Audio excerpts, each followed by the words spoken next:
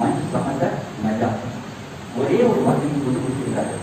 யார் அமைதியாக இருந்தாலும் அவர் வெற்றி பெற்றிருக்கிறார். நல்ல வார்த்தைகளை பேச வேண்டுமா? வாய்ப்பு பேசுங்கள். ஒரு சபையை கெட்ட வார்த்தைகள் பேசிக் கொண்டிருக்கிறது, ஒரு மனிதனை பற்றி பேசிக் கொண்டிருக்கிறார்கள் என்று சொன்னால் அந்த இடத்தை நீங்கள் மௌனமாக இருந்து கொள்ளுங்கள். உங்களுடைய மௌனம் உங்களுடைய வெற்றி. நல்ல வாழ்க்கையை வாழ்ந்து கொள்வதற்கு உண்டான எத்தனையோ படிப்பினைகளை நமக்கு வாங்கி வழங்கியிருக்கிறார்கள். அதில் ஒன்றுதான் நீங்கள் நாவினை பேசி வாழ்ந்து கொள்ளுங்கள். அவர்கள் கேட்கிறார்கள், சிறந்த முஸ்லிம் யார் என்பதாக ஒரு கேள்வியை கேட்கிற அந்த வேலையில் இந்த உலகத்திற்கு முத்தாய்வான ஒரு வார்த்தையை கூறி சொன்னார்கள். யார் ஒரு மனிதன் பிற முஸ்லிமை நாவினாலோ கரத்தினாலோ தொந்தரவு செய்யாமல் இருக்கிறார்களோ அவர்தான் சிறந்த முஸ்லிம். ஒரு முஸ்லிம் என்று சொன்னாலே அவர் தொந்தரவு செய்யாமல் வாழ்க்கை உங்களுடைய சகோதரன் எதிர்க்கக்கூடிய செயலை நீங்கள் நிறுத்திவிடுங்கள். நீங்கள் அதை பற்றி பேசாதீர்கள்.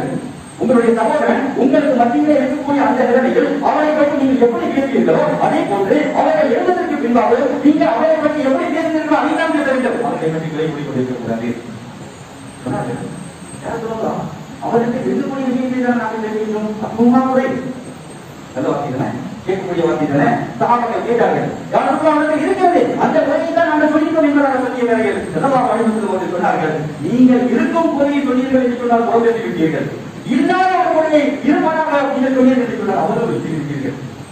அப்படின்னு சொன்னால் ஒரு மனிதனை இன்னொரு மனிதன் இருக்கும் நேரத்திலும் பேசக்கூடாது, இல்லாமல் இருக்கும் நேரத்திலும் பேசக்கூடாது.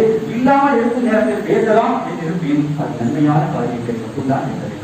நன்மையான விஷயங்களை மட்டும்தான் பேச வேண்டும். அவரை பாராட்ட வேண்டும். அவர்கள் சில விஷயங்களை செய்திருப்பார்கள், சில விஷயங்களை இந்த சமுதாயத்திற்காக செய்திருப்பார்கள், நல்ல காரியங்களை செய்திருப்பார்கள். அடுத்தவர்களுக்கு அதை முன்னுதாரணமாக சொல்ல வேண்டும் என்பதற்காக இல்லை. அவர்கள் இப்படியாக ஒரு காரியத்தை செய்தது தெரியுமா? எவ்வளவு அழகான காரியம், அதை நம்முடைய வாழ்க்கையும் மேற்கொள்ள வேண்டுமே என்பதாக அவரை முன்னிறுத்திக் கொண்டு அவர் இல்லாத நேரத்தில் அவரை பற்றி நல்ல அறிமுகங்களை மட்டும்தான் கொடுக்க வேண்டியதில்லை. அதை மட்டும்தான் இந்த அனுமதித்திருக்கிறது. அவரை பேசுவதற்கு அனுமதிக்கிறது.